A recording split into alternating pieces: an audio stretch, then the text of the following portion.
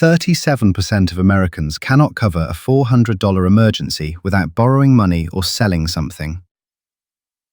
Not 4,000, 400.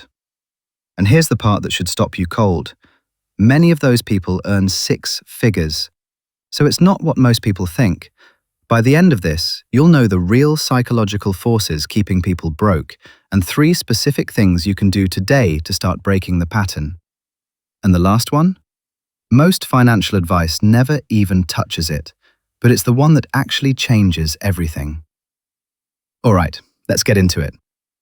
Think about the last time you checked your bank balance and felt that split second of dread before the number loaded. That pause, that held breath. That's not weakness, that's a taxed brain doing exactly what a taxed brain does. Understanding why is the first step to getting out. Here's what the mainstream financial world won't admit. Your brain wasn't built for modern money. It was built for survival on a savanna 50,000 years ago. The mismatch between that ancient wiring and a world full of one-click checkout, buy now, pay later, and subscription-free trials is costing the average person a fortune, silently, invisibly, every single day. The stores know it. The apps know it. They're designing your behavior. We'll get to exactly how in a minute, but first, the single easiest change you can make today. It requires 0 discipline, 0 budgeting apps, and about 4 minutes to set up. It's automation, and the data behind it is almost unfair. In 2004, researchers Bridget Madrian and Dennis Shea studied what happened when a company switched its retirement plan from opt-in to opt-out. Same plan, same benefits, same employees. The only difference was that saving became the default. Enrollment jumped from 49% to 86% overnight. Nobody tried harder. Nobody found new motivation. The default changed and behavior followed. Richard Thaler, who won the Nobel Prize in Economics in 2017 for this research, ran a follow-up program called Save More Tomorrow.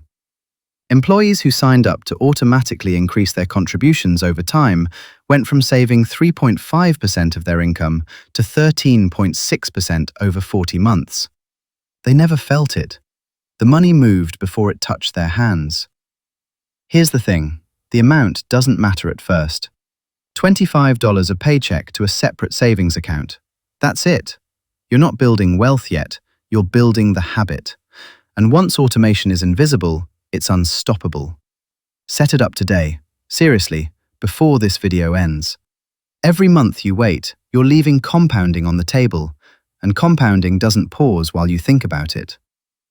Now here's where it gets interesting, because automation handles the mechanics, but there's a deeper psychological problem underneath. It has to do with a stranger you've never met.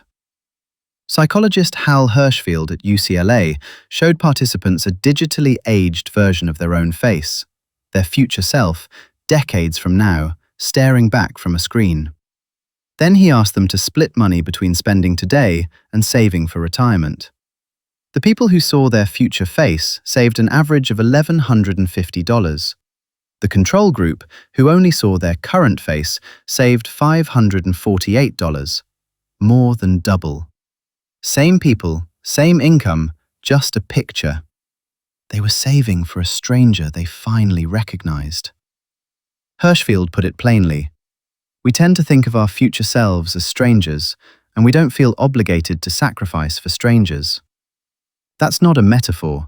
That's a measurable empathy gap across time. It explains why people know they should save and still don't. It's not laziness. It's that the person who needs the money doesn't feel real yet.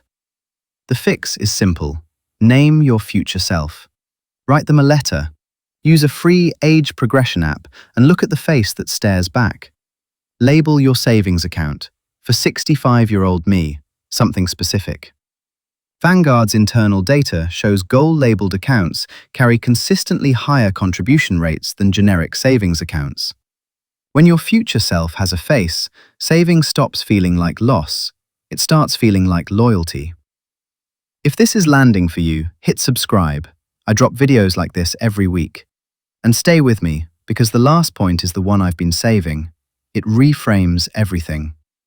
Okay, remember how I mentioned the stores and apps are designing your behavior? Here's exactly what I meant, and why it's the most important thing in this video. Most financial advice treats your money problem as a willpower problem. Budget harder, resist more, want it badly enough. That framing isn't just wrong, it's keeping you stuck. Because while you're trying to be stronger, the environment around you is getting more sophisticated. The data here is striking. MIT researchers pre-let consumers found that people spend 12 to 18% more when paying with a credit card versus cash. Handing over physical money activates the insular cortex, the part of the brain tied to physical pain. Cards eliminate that pain entirely. A UK study in 2019 found people spent 29% more with contactless payment than chip and PIN. 29%. Just from tapping instead of inserting. And here's the number that should make your jaw drop. Dalbar tracked investor behavior over 30 years and found the average investor earned 6.8% annually, while the S&P 500 returned 10.6% over the same period. That gap, roughly 3.8% compounded over 30 years, turns a $100,000 investment into $700,000 instead of nearly $2 million. The psychology gap alone cost over $1 million on one investment. Amazon's one-click buy button exists because they know every extra step loses a sale. They're engineering frictionless spending. The question is whether you'll engineer it back. Here's what that looks like. Delete shopping apps from your phone. Move your savings to a separate bank, one that takes 2 or 3 days to transfer out, so accessing it requires deliberate effort. Unsubscribe from promotional emails. Apply a 24-hour rule to any purchase over $50.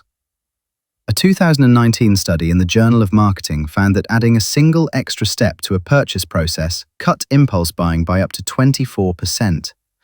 You don't need more discipline.